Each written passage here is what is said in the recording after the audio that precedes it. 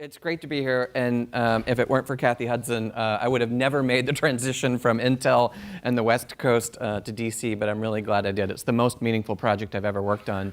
I want to piggyback a little bit off of Ed's just great talk that he did, and I mean, I think a lot about ecosystems. One of the great things about working at Intel Corporation for 17 years is they think very much about how do you create knowledge or innovation ecosystems, right? Intel does not create PCs. People get really confused by that. We created the microprocessors that went in them. And you needed an ecosystem of software companies and lots of other players and a whole supply chain to be able to get computing and Moore's Law to be able to deliver what's happened. And I realized as I flew here the night before last that this is my first return to the San Diego ecosystem, knowledge turn, precision medicine ecosystem in about 6 years. And before I go any further, I actually just want to thank this ecosystem because I visited Illumina yesterday, got to see their new sequencer, and I actually saw the lab where my own whole genome sequence was done.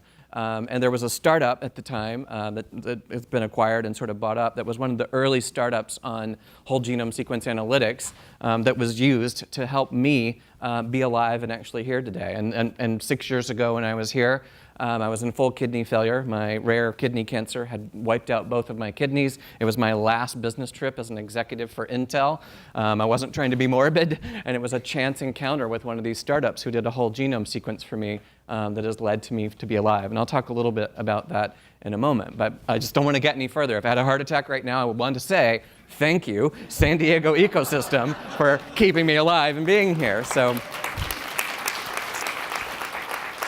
At the end of the day, I mean, Eric could have easily just interviewed me as a patient. While I run this precision medicine initiative and what we now call the All of Us research program at NIH, I'm not a biologist. I barely understand sequencing. I barely understand the whole genome sequence that saved my life. I am a patient, and I am a patient advocate, first and foremost.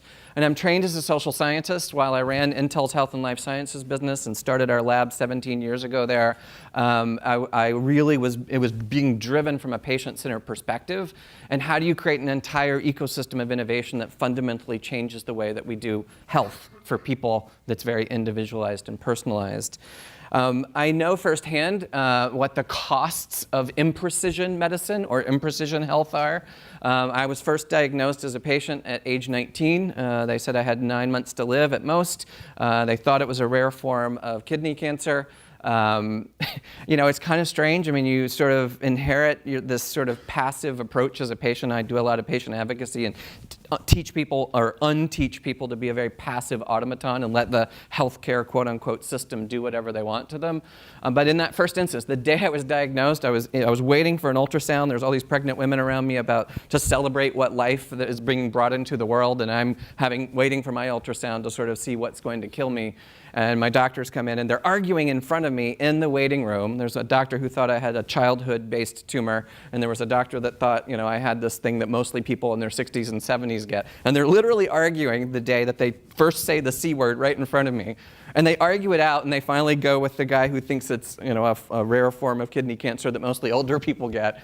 And then I just snap to grid and think, okay, they were just arguing in front of me, but the moment they give me the differential diagnosis, right, I just accept it. I believe it. It's like I forgot that 10 minutes ago they were actually arguing, and the moment they sort of make that proclamation, it's like, okay, that's what I have. We're going to snap to grid. I'm going to behave as a proper patient and die within 9 months. Until somebody taught me to not snap to grid, be that passive patient, and die within 9 months. And if that attitude change hadn't occurred, I wouldn't be here as well. So, and I threw away my slides. I decided to, oh, this is a happy birthday card from my wife. I turned 49 yesterday. I was diagnosed at 19, so it's been a long, long journey to actually get here. Now, there's another kind of cost of imprecision. I mean, I went through 57 rounds of chemo, radiation, or immunotherapy over 23 years. I learned after about 10 years, I forced them to do low dose over long periods of time, and I made them optimize. I used to put it in the chart, the paper chart, and then put it in the EHR field, in the nickname field. I would make them do it. I said, optimize for snow time. I'm obsessed with skiing. I'm obsessed with mountains. I'm obsessed with snow. And I said, I want you to choose treatments that don't optimize for longevity. I'm not assuming longevity. I want you to optimize for my ability to get out to the mountain as much as possible. And I think it's another one of the reasons why I'm here. That's precision medicine. That's personalized medicine. I've made a choice as a patient, and you need to optimize the whole ecosystem of care around me to try to achieve what my goals are. Right? So we got to stop thinking of just personalized or precision medicine as equals to genomics. It's a set of factors that come together that give me choice about how I want to live given what's happening to me in the world that's going forward. And that total cost of imprecision, in my case, was $6 million of care over those 23 years, not adjusted for today's dollars. And the quality of life impact on me was certainly high, but you think about the opportunity cost, right? The cost of all that imprecise, well-intentioned guesswork that was done to me was enormous. Who did not get access to healthcare because we were spending all of this money on just hypothesis-driven, well, let's try this, let's try this. I love the term idiopathic and love changing it to idiopathic. I just wish they had told me at the beginning, we don't know. In fact, when I advocate for patients, I tell them the way I choose doctors is I call nurses and say, hey, nurses, in your clinic, which doctors have a good sense of humor, treat me like a person, and will admit they don't know when they don't know? And it's been the best method for choosing physicians everywhere I've lived across 14 states and across the entire country. So from a patient perspective, it's huge.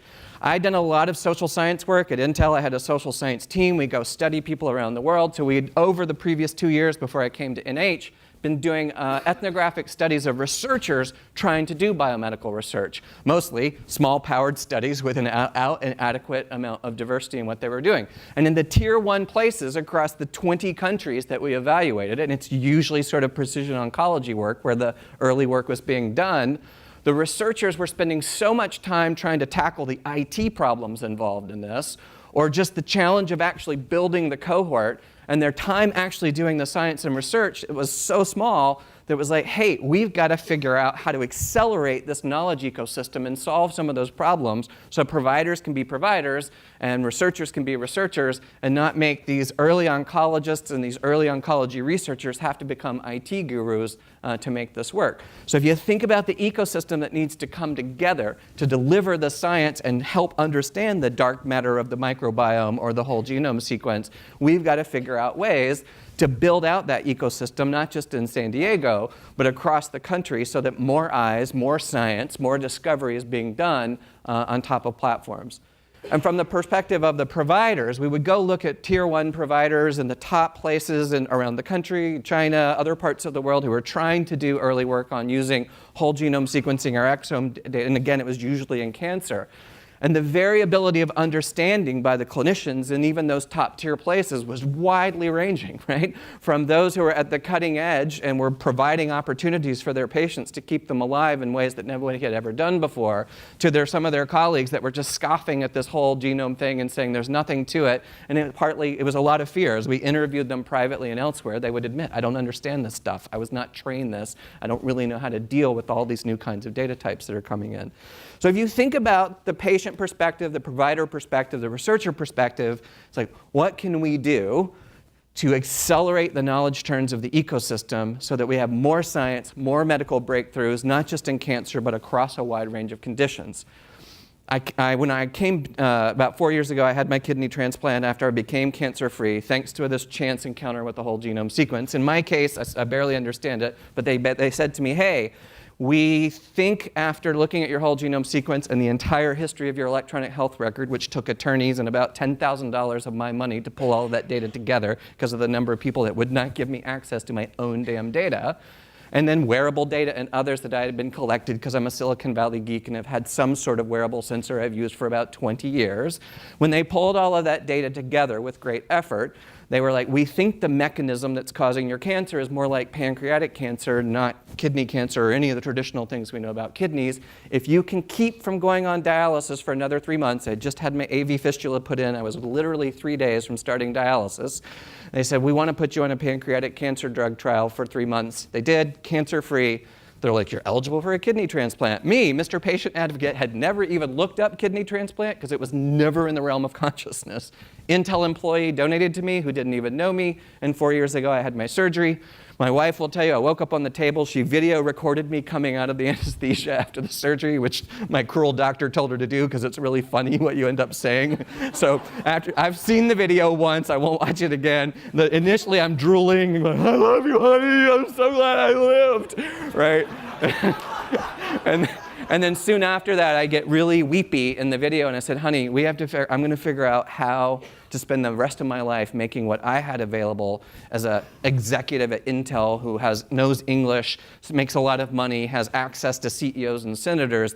I got lucky that I got to be an early prototype of this precision medicine paradigm. What am I going to do to make this available to everybody? Along comes then President Obama's State of the Union speech about trying to grow precision medicine. I get a call from that woman and Francis Collins and people in the White House saying, hey, you should leave Intel, travel across the country, come back to the humidity of the East Coast. It'll be great to go drive this whole effort and try to build this million-person study. So that started, I did that, and I came June 21st with great persistence from that one and several others. She's very good at getting what she wants and what she needs. Originally, this program was called the Precision Medicine Initiative Cohort Program. We are very focused on being participant-centered. I mean, most of my Silicon Valley career was about using social science and other methods to how do you drive people-centered innovation, whether you're developing tools for researchers or whether you're developing tools for participants and citizens. And that's a lot of what I bring to NIH. I mean, when Dr. Collins first talked to me, I was like, you realize I never finished my PhD. It was in social science. I don't really understand the biology of any of this kinds of stuff. And he's like, we have a ton of people that can do that, but we don't have that many people that can bring platform development thinking to NIH and a process that can build a national resource that allows thousands of studies to occur on top of it. We now call this the All of Us Research Program. As we engaged with participants, they didn't like the word cohort, go figure, and it really captures the spirit of what we're trying to do. We're trying to create a national resource that we believe will be the largest biorepository, the largest digital data repository in history, of the most diverse cohort of people ever created, as a platform, as a resource for you to build other studies and thousands of studies on top of. Our mission is to accelerate the knowledge turns that drive advanced breakthroughs and science to move the precision medicine agenda forward. So it's not a study in and of itself. It's an enabler of hopefully thousands of other studies over a period of time. As we observed researchers around the country and around the world trying to do their research, it's like, I can't get a sample size large enough. I can't get a cohort that's large enough to do the things that I want to do. And I can't study people longitudinally. We're planning for the first 10 years, but we assume that this will be a 75 to 80-year study. We want to understand the ecosystems of individuals and the ecosystem of the collective over a period of time so that we can understand the aging process, life, the unfolding of disease, and we will collect the richest data set, we believe, in history that allows you to start to triangulate and say, with all these different data types, what are the causations, what are the correlations, or what are the differences that make a difference when you look at environmental, behavioral, biological, and bring all that together to understand it in ways we haven't done before. So the All of Us Research Program. There's a couple of the values I want to talk about. One of them is this participant-centeredness. We are putting participants in our governance.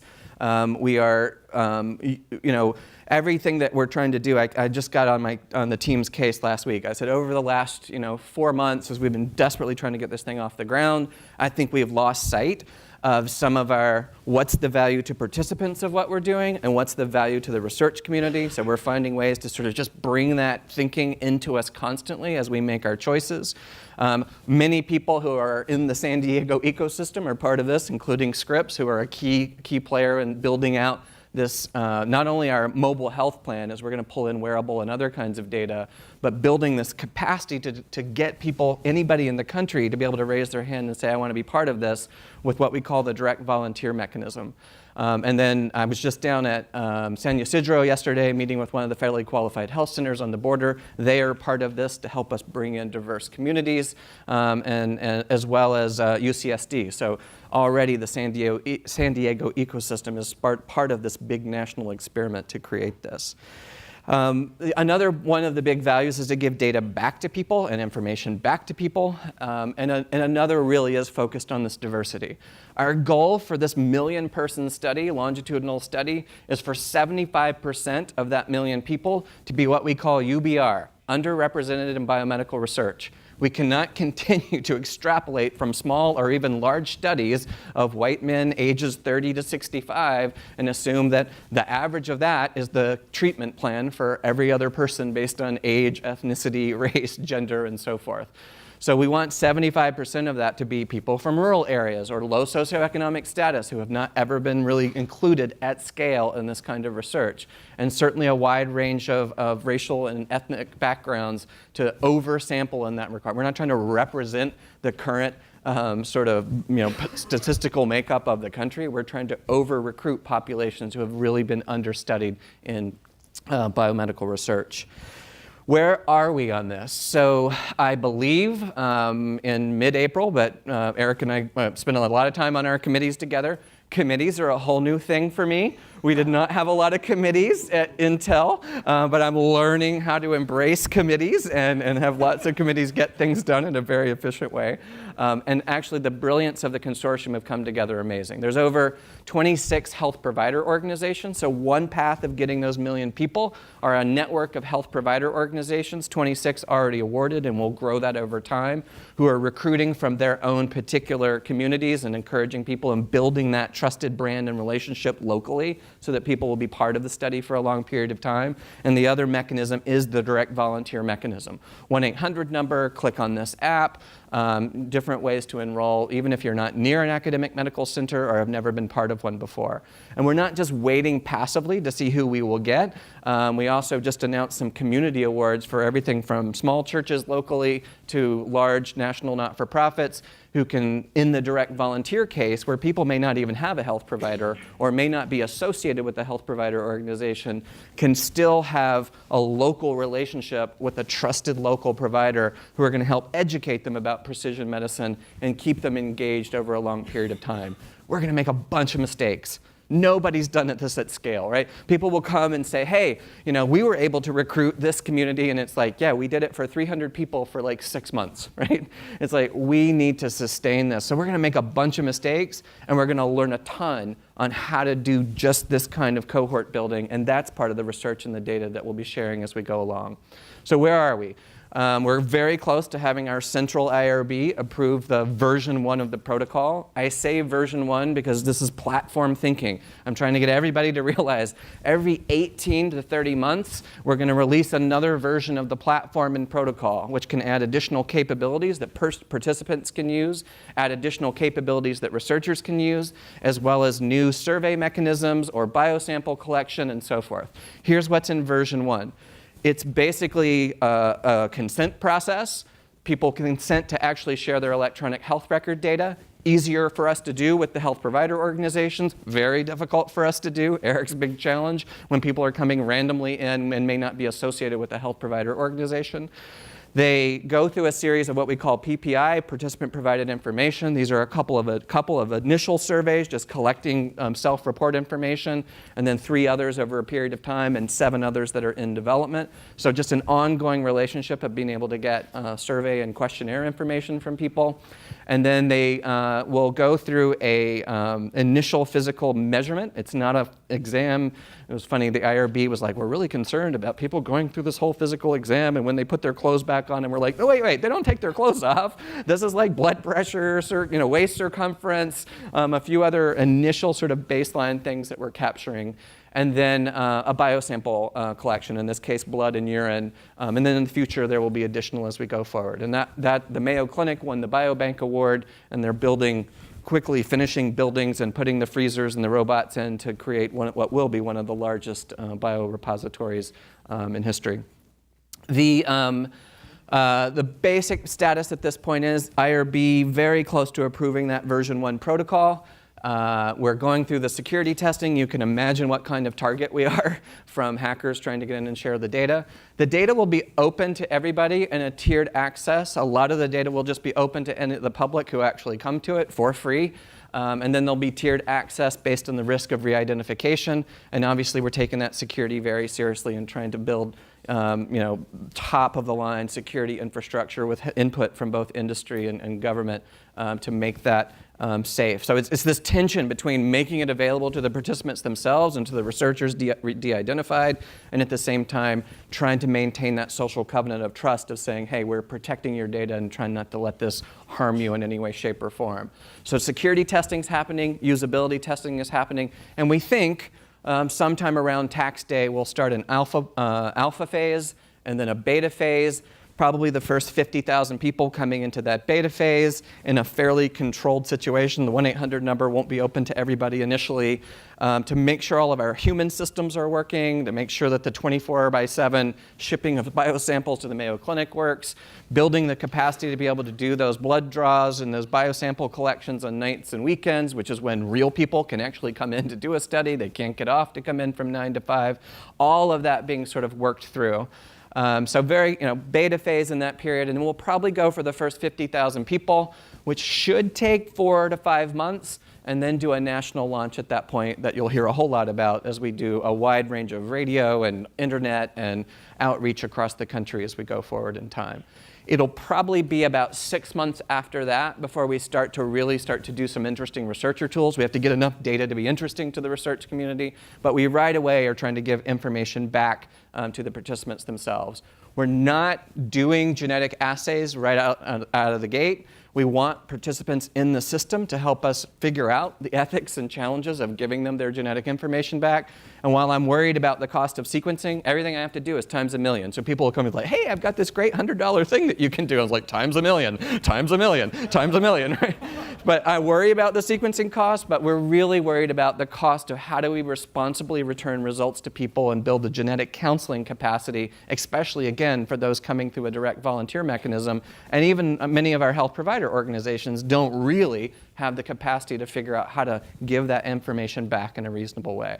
So, in fact, there's a workshop Monday and Tuesday. You can, I don't know the URL, but you can search on it. It'll be webcast that we're doing with experts from around the country to help start thinking about the return of results problem for genetic information specifically. How much time do I have? I'm lost. I have 8 minutes. God, I can tell you so much within 8 minutes. It's unbelievable. What I should also say is to sort of think about, we're trying to make it possible for just not, I hate the thought of we just give more money to the tier 1 institutions who are already doing this, right? I mean, the resource will be valuable to them. I mean, even pharma companies are coming and saying, hey, this is an interesting resource. We're not sort of creating things at this scale.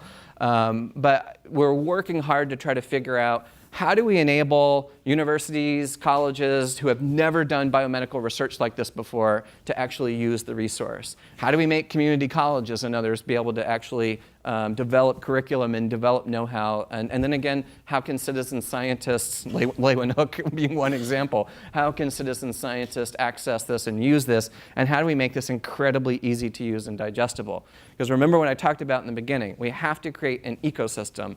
And I should also just mention, we're not going to fund all of the research on top of the resource. We have some money to be able to do pilots that will help teach us different things. But at the end of the day, it'll be the rest of the national institutes, and they've been great cooperation from them, leveraging this resource to do calls for proposals for research on top of the platform, as well as been reaching out to not-for-profits and other funders outside of the NIH to say, if we build it, will you come?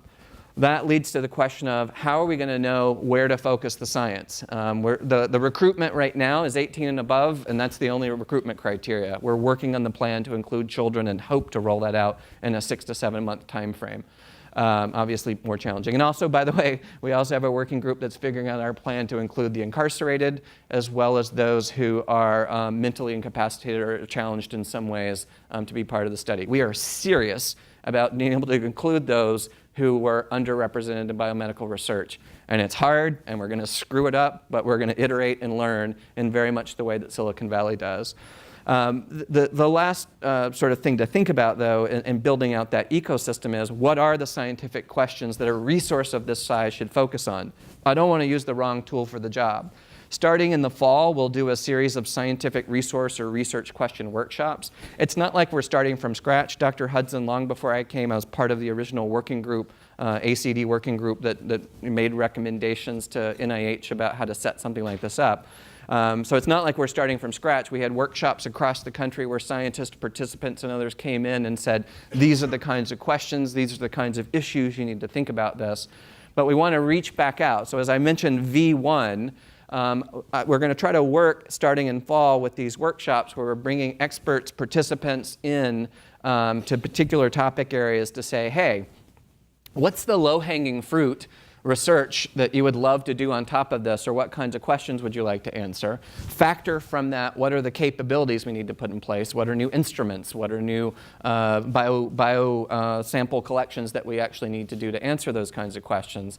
And I'm doing this very much in a Silicon Valley product development, platform development kind of way. We'll use our taxpayer dollars that Congress is so kindly supportive, and they're very supportive of this program. I was just on the Hill last week and will again be next week. We'll use our dollars to look for and put into the base platform for all million people things that we think can have multi-field impact. If it's a narrow area that I can't justify the expenditure because it's only me good for this narrow area, then others will propose saying, look, we'll pay for the cost of this particular capture and ignite that whole particular area. So I'm in these scientific workshops, many of you and many people across the country will have the ability to help say, hey, near term, what's the low-hanging fruit things that we should put that ramping to 1 million people would move the science forward in a significant way? Medium term, what are the things that you wish you could know about, but you're not quite sure what to use as a measure or as an instrument to do that? Maybe there's some debate amongst 3 or 4 different ways of actually capturing the data. And then long term, what are the questions that you would like to ask of this? And you have no frickin' clue how to capture the data, right? And what we're trying to develop is a good 10 to 15-year roadmap that says, hey, version 2 of this release, maybe it's going to focus significantly on cardiovascular disease across populations of all health and wellness. We're not recruiting based on disease. We want a complete diversity of health status of people coming into it so that we can look at the unfolding of that. So the V2 release may have a bunch of things that help a lot of fields of science, but maybe a doubling down on something in cardiovascular health and mental health. We need the ecosystem's help to think about what that roadmap is going to be over time. And I hope that at least in the participant community and the scientific community, people get excited about these releases in the same way that they do about their next iPhone. It probably won't be that good, but if we can get people sort of bought in that says, hey, what you're going through as a cohort right now and what you're volunteering providing is really going to help these areas of science and breakthroughs move forward, then I think we'll be on a good path. Because one thing we've learned from some of the failed studies of the past is trying to be everything to everybody is a really bad approach. If you don't have use cases and targets that you can focus the development of your capabilities for, then you design for the average, which means you design for nobody, and you end up not delivering something of value. I'll wrap it up there. It's something I could talk about forever, and we'll have a chance to have a conversation when we finish the other talks. Thanks so much.